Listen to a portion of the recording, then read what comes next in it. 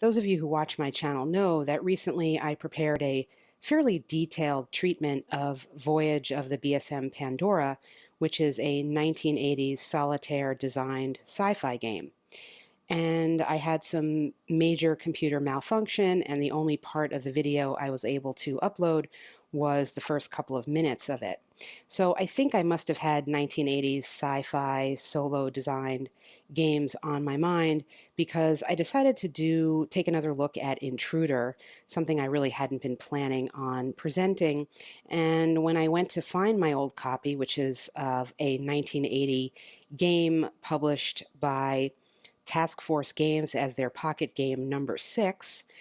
I couldn't find it, but happily I did find some downloadable files that enabled me to recreate the game. And I played it, and I'm presenting it here to you with some playthrough, some discussion as I usually do, and of course at the end some commentary about whether or not it is worth seeking out this game from 1980 for the solitaire player, what it offers. And there are 54 counters in the game, and I am using them. This is the enhanced intruder counters that I found online.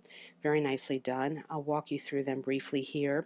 You have the counters representing your crew, and the different crew has different things that they can do within the course of the game. You have some commanders, some scientists who are very important. Well, they're all important, of course, and some engineers. You have your intruders here, and very nicely provided on the sheet a less scary intruder counter for the kids, which I chose to use because I thought it was cute and I liked it.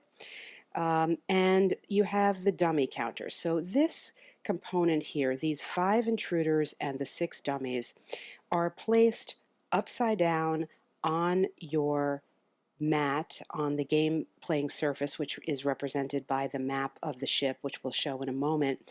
And these are discovered during the course of the game. Additionally, turned upside down and mixed in all together are 6 animals that have escaped from the lab. There is a variant to play where these animals are harmful to you. I did not play that variant, and I'll discuss the use of the animals during the course of the playthrough. Of course, you have weapons. You have some gas canisters, some blasters, some dart guns, flamethrowers. These weapons have different sizes and weights. You're allowed to carry a big one and a little one, and that is spelled out in the rules. You have 4 cages, which you will need in order to capture the intruders and or the lab animals. And then you have various chits that you use to mark game data within the course of the game. We'll take a look here at the map and show what it depicts. There is, I shouldn't really start with this, but it is on the upper left, so I will. There's a self-destruction system in the game that if you enact it, which you can start and stop it as it counts down on this range, it enables you to stop a negative effect of the game, which is a panic reaction. I'll explain the panic reaction during the short playthrough examples I give. In any event, there's some management here about whether or not you want to put this on the brakes, as it were, to get it going and then stop it. Once you get to level 4, it cannot be stopped, and if it gets to 0, you explode and the game is over. But it does offer you some benefits until it gets to number 4, which is why you might choose to do it. The intruders themselves change during the course of the game, and this chart here shows you how the changes are impacted. So they all come with various powers or attributes, and at level 1 they have 2 of them.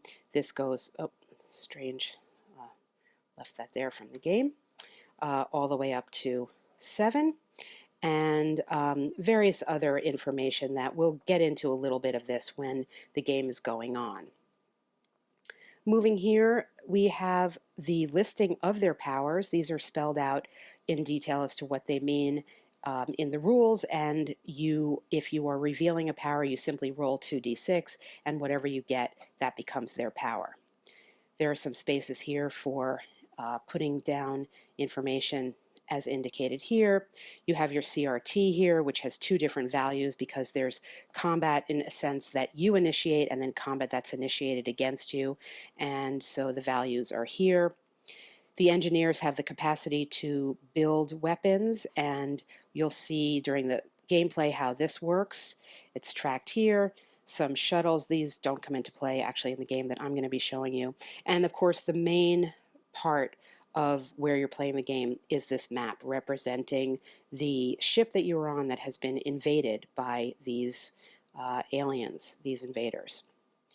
Focusing in here, we see these numbers, and they become important because as you place the upside down counters, which contain, as we mentioned, either the intruders, dummy counters, or animals, you roll 1d6, and if you get, for example, a 6, that is your movement. So the movement or the AI is generated in a very simple way by rolling 1d6 and following the number. So if you were in here and you rolled, for example, let's see, we have 1, 2, 3, well, anything you rolled would depend where it goes. There are certain places where you are where you may roll and just stay put. There is also an effect, and this comes into play in the game through that I'm going to show you, where the alien has a power of being very strong that causes it to roll, it and everything else to roll and move twice, which can introduce some chaos and randomness. The ship itself has various places that do come into play in the game. For example, the lab area we're going to look closely at. There are storage areas. There are the arms room, a freezer where you can freeze animals and or, well, I don't know if you can freeze animals actually. You can certainly freeze intruders that you may find, and the computer. These are all locked, and there is a mechanism for unlocking them that you must do in order to put something in to the room. You're able to exit the room without having to do anything special. Maintenance area, also important for the engineers if they want to utilize their building capacity for those weapons. And again, other standard areas such as storage and access shafts. There's a mess hall, an infirmary, and more storage. So there you have the game playing surface, and now we're going to get into some examples of how the game actually looks and plays. As I said, this game is not defined by a specific number of game turns, so I can't tell you exactly where we are in the game right now. I'll just tell you this is midway in the game that I'm playing, the demonstration game I'm playing for this video. And there's a lot going on in this 11 by 16 map here. And let's just talk a little bit about what is depicted here, because doing so will give some sense of the various gameplay options that are afforded in this game. We are looking here at the center, the command module here. I've got a scientist with a dart gun and a lot of action going on in this corridor here, where my other scientist was able to pick up, he had already been carrying this gas canister, but he was able to capture an animal, an escaped lab animal, and per the rules, the gas canister is a light thing to carry, I guess perhaps represented by the small counter, and an animal is heavy and you're allowed to carry light and heavy. So he is awaiting one of his crew members, who is over here, the engineer, who I sent to get some cages out of the lab, and the engineer will be making his way down through the corridor here, through the command module, to reach his colleague, give him the cage, and this animal can be caged. Now, one of the house rules that I have been playing with, because it's missing to me in the rules unless I'm just misreading them, is the lack of any victory points you get for capturing the escaped lab animals. And it would seem to me that that should be worth something. So I've designated a procedure for doing so, which we'll get to, and designated that every successfully captured lab animal will grant you 1 victory point. Moving on here, we see we've got two engineers here. They are in the maintenance area and they have been hard at work, which is why they're represented here sideways, representing that they've taken their particular action this turn, hard at work building some or constructing some further weapons for them and their crew to use. In this particular case, they have been building these flamethrowers. They could have also been working on these prods, these electrical prods. One of these was already constructed, as we saw. It is now being carried by this particular engineer. That was done earlier in the game. So you have an opportunity to expend some of your movement points to create or to construct some additional weapons that you can then distribute to your crew. Now, one of the things that happened in this game early on, which actually was pretty fortunate for me, is that as the game proceeds, your aliens, your invaders, which look like this, your intruders, I guess they're called, of course, gain various skills as they become more empowered. Very early on, I learned that the intruders I would be facing were immune to a vacuum. We'll get into what that is later on. Immune to flame, and they were blast resistant. Now, this became important because I had already picked up from the arms room a couple of blasters. Those were the first things I picked up. They're sort of the default weapons.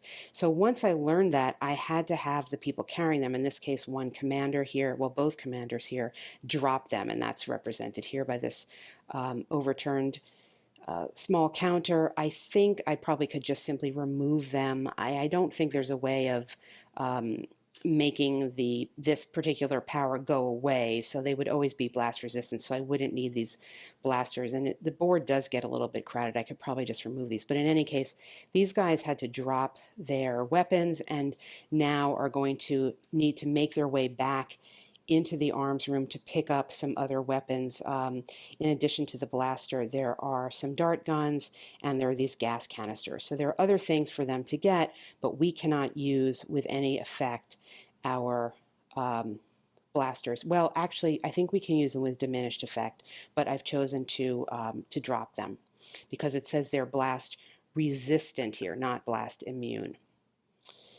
Anyway, moving back to look at whatever else is going on here, as mentioned, these upside down counters represent either dummy counters or invaders or escaped lab animals, and you won't know what they are until you are directed by the game to reveal one. And that revelation occurs when, through the movement phase for the invaders, you end up with a counter and one of your men in the same area. This is how I ended up discovering these escaped lab animals. As it turns out, 3 of them in this corridor. I don't have enough men to get them all right now, but I could have just as easily discovered another invader or a dummy counter for that matter. And when you do discover these things, such as here I discovered a dummy counter, you can simply remove it to the side of the board, and if you're keeping track of how many there are, you'll know how many remain. There is no area for KIA on your crew, and I lost the scientist like very early in the game. I just put him as an intruder killed, even though he's not an intruder, but didn't have anywhere else to put him, so put him there. And finally, I'll mention this unknown powers counter. I mentioned that as the game progresses, the intruders can metamorphosize, and you're rolling a die to determine whether or not that happens. So they begin out the game at life stage 1, and their probability of metamorphosis, this is a little confusing. It's really not a probability. I mean, it is, but anyway, they would change or go up a level if you rolled a 5 or a 6, 5 or a 6, only a 6. So right now, my intruders are at level 3, and as indicated here, that means they have 4 special powers. Well, I have revealed 3 of the special powers already. I have not been directed yet to reveal what this fourth one will be. It is a simple die roll, 2d6s to roll and determine what that is. So the next time an intruder is revealed by a counter turn, I would then roll on this table to determine what power it has. Unfortunately, if I roll a 9, I have to re-roll. I don't get an out. He's going to have, or it's going to have, an additional power. So this is the powers in waiting, and of course I could have more than one of those in waiting as well. But right now I've just got the one in waiting, and that will remain the case as long as the life stage of the intruder does not go up. If it did go up, then I would draw in another special power as determined by this chart. So there you have it, an overview of what's going on in the game, and you can see from the discussion that we've got things we're dealing with. We're trying to do some basic movement to, I picked up these cages to get these cages to the lab animals so that they can be put in them. And then once that occurs, I need to bring them back to the lab itself, which is here, so that they can be inventoried. And then they would move up to this caged lab animals area, which, as I said, per my house rules, I'm going to give myself 1 victory point for each successful lab animal caught. Additionally, obviously, wondering and dealing with what these unrevealed counters may be. I know that at least 2 of them are going to have intruders on them, so there's a high chance I'm going to have an encounter and have to deal with that. I have armed some men, but I've also got some men unarmed because I can't really use that blaster with much effect. So we need to go back, pick up some more arms, and we are also, remember, our engineers here, hard at work. They're basically 1 turn away from finishing 2 flamethrowers, which I can then distribute to my crew. So here's a look at a mid-game scenario and the variety of things that are going on. We will check back in later on in the game, and I'll bring you up to speed about what happened. As promised, we are checking in here a few turns later to let you know what is going on.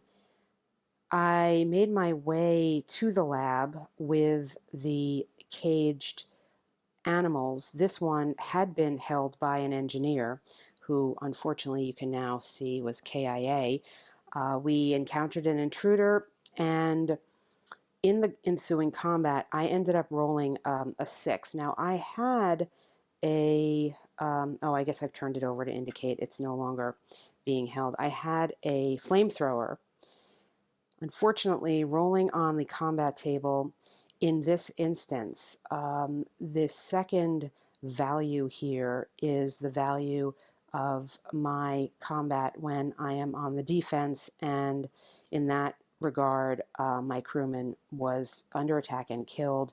Had it been a different form of combat, there would have been no result with a 6 roll, but such as it goes, and therefore I lost another crewman. This is putting me in the hole in terms of victory points. I'm already down 10 victory points. I've been focusing a lot here on getting these animals to this lab to be studied and then inventoried.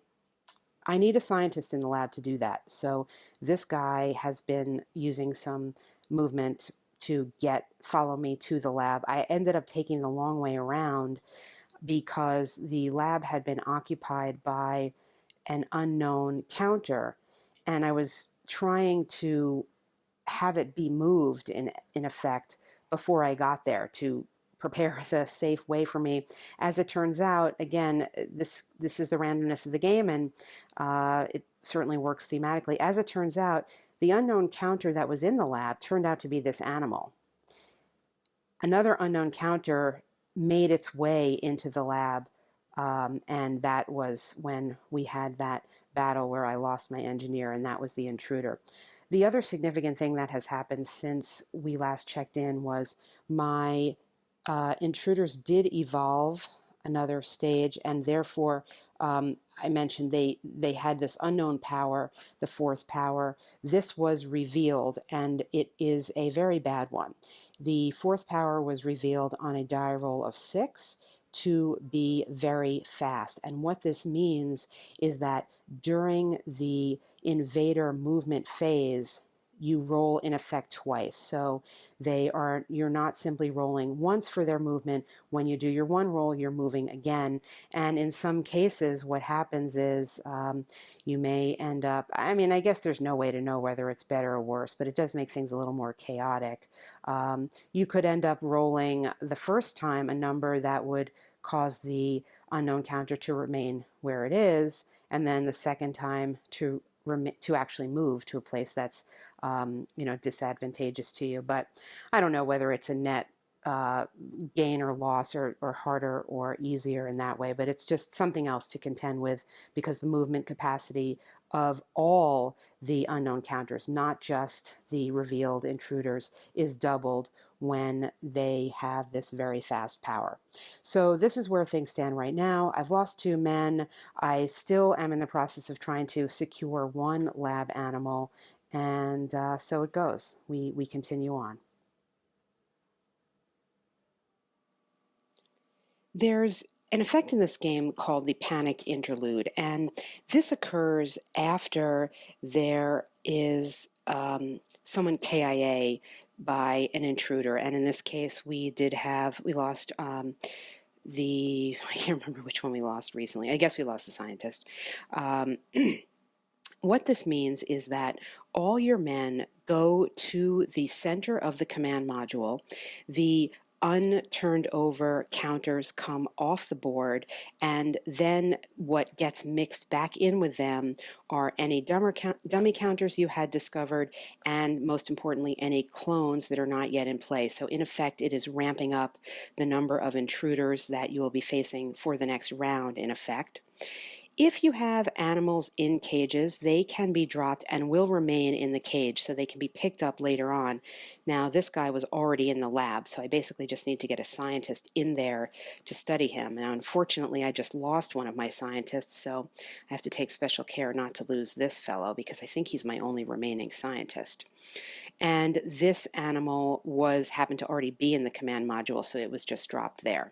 So this is why the ship looks relatively empty now. And then you go through the placement procedure. There is a separate placement procedure for the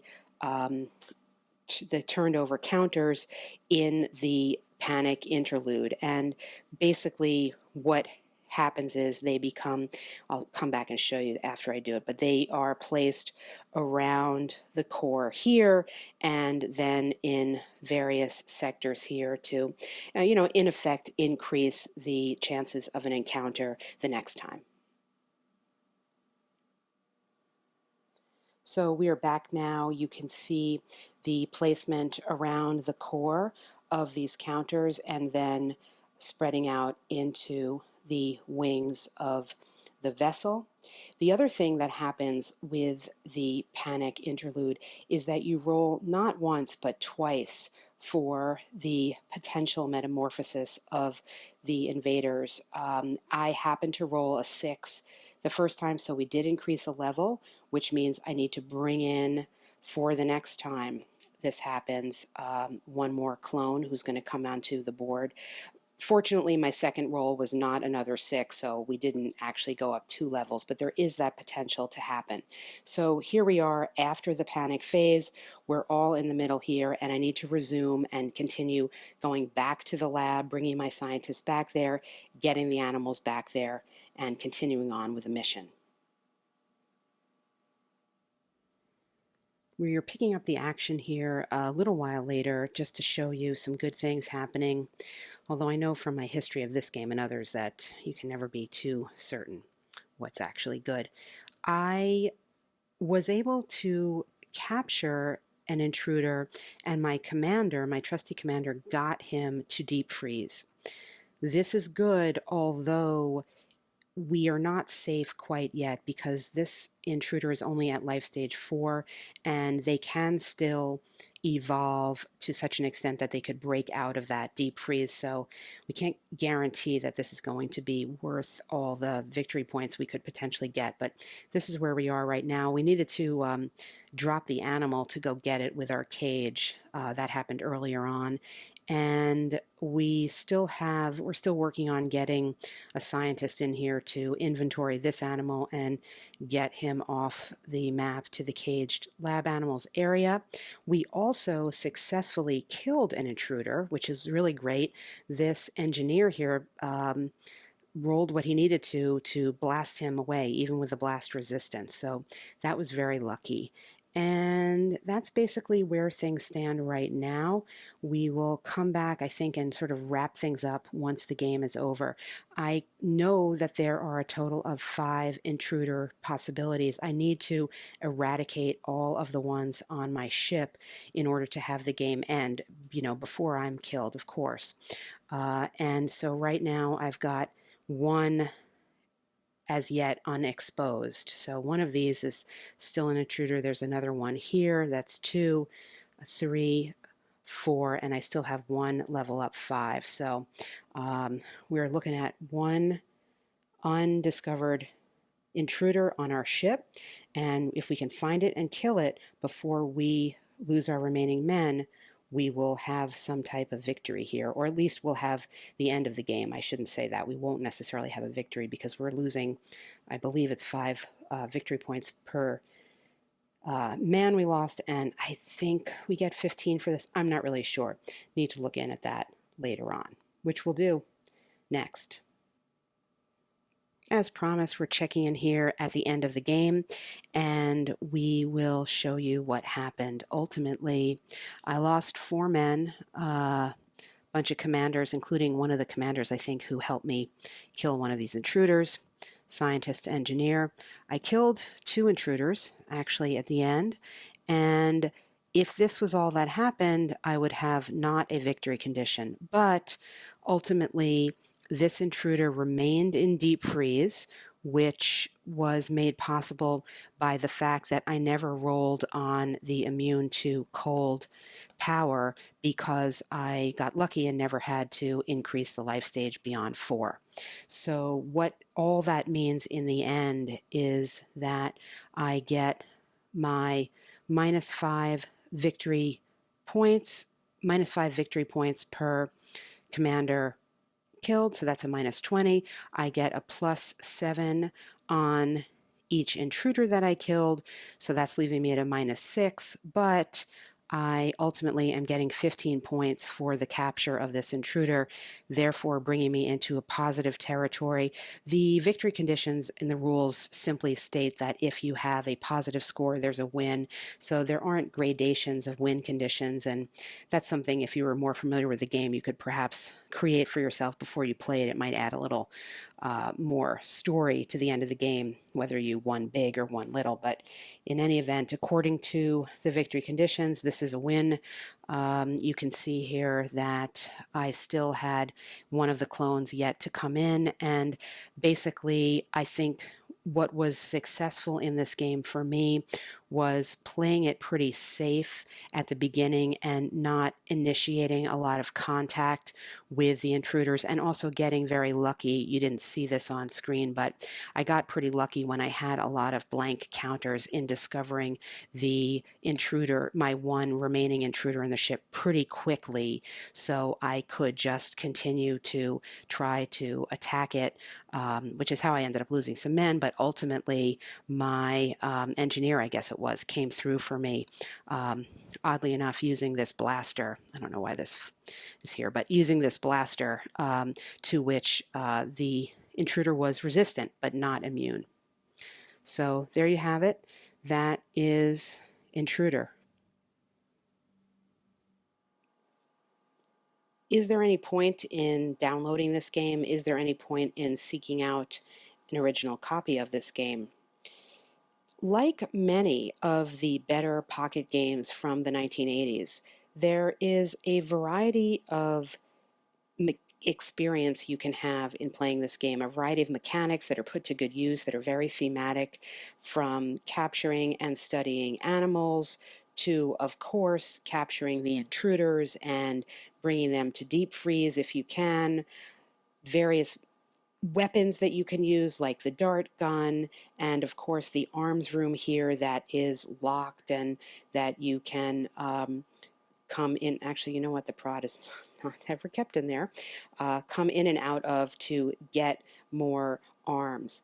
There are, as I said, surprisingly number of things that you can do, and the game plays relatively quickly, probably a 30 to 45-minute game once you know the rules. The combat is very easily resolved in terms of rolling a die on the combat table.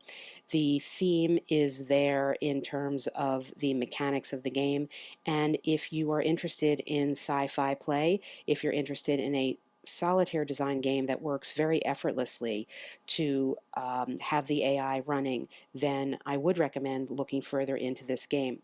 I will say that there's a bit of dice rolling involved because every time you are going back through the play sequence, which I realize I didn't actually show you, but begins with the movement of what are called blips, or the counters that are turned upside down. In order to move them around the board, you need to be rolling a die and moving them. And in the case of the game that I showed you, I had to actually do that twice because of the power that the alien or the invader ended up having. So, you know, there's a little bit of dice rolling there, but there are not a lot of charts and tables to look up, and the various capacities of the characters are fairly well delineated. So the engineer is going to be able to build, and the commander, when placed here, is going to have certain things that make sense that he can do as command. And in that regard, the rules are fairly intuitive for somebody who's experienced in any way with complicated types of games, whether they're Euros or war games. It will not take more than a read-through probably to get the gist of how this game works, and then maybe just looking it up a little bit as you go if you encounter something to remember the details of it. So yes, I recommend it for the solitaire player interested in the sci-fi theme. If sci-fi is not your thing, and or if the plainness of this printed out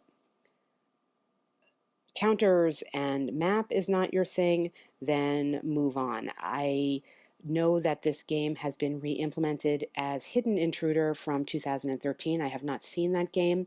I don't know. I would imagine it has more bling. I think the main game mechanics are similar. So if you're liking this but wishing for a little more color, perhaps that's something you could look into. So there you have it, Intruder from 1980.